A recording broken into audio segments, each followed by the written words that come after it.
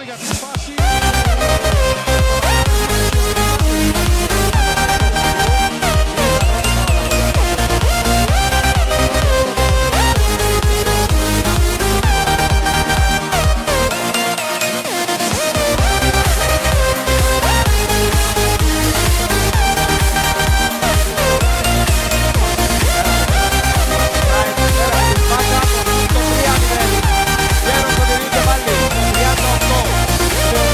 Που μιλούσε, ο Βόρης νομίζω δεν τίθεται, πρέπει η Ομόνια να προσέξει γιατί το ΑΠΟΕΛ έχει πάρει προβάδισμα 3 τερμάτων.